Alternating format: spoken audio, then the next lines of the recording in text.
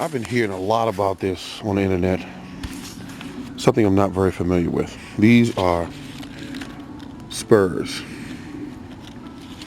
And I think this is a spur. This is spur. This is an apple tree.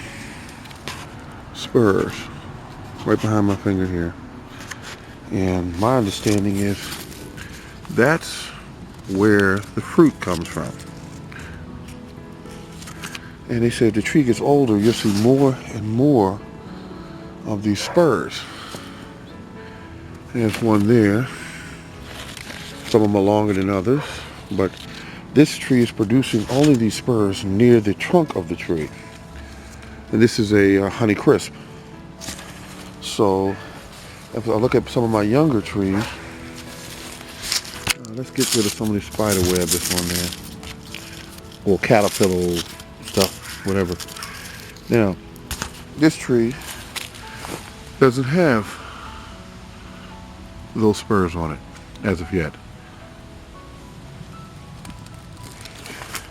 They said pruning the tree will cause the tree to develop spurs. And I'm going to do some more research and find out if that in fact is the case. Now let's go over here to my Granny Smith.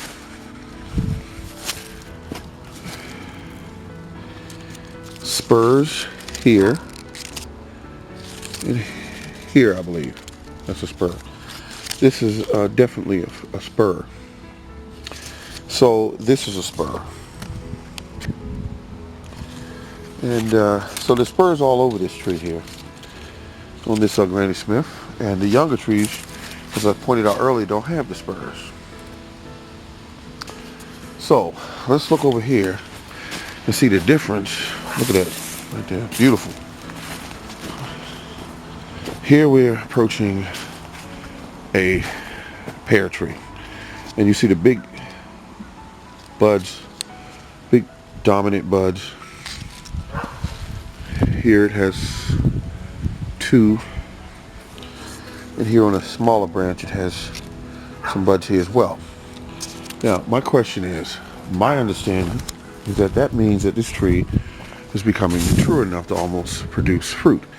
Here on the Duchess is a spur, a bud, and a bud here, and a bud there, near the top of the tree. And at the top you see there's a bud there as well.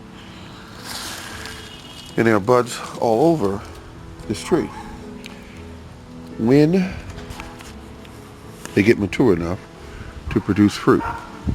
Right here I'm looking at a cluster of strawberries that I planted here 2 years ago, and they just gone wild. They didn't produce anything last year really, but this year I'm gonna load them up with some good food and see what they do. Yeah, it's about that time, growing your own food.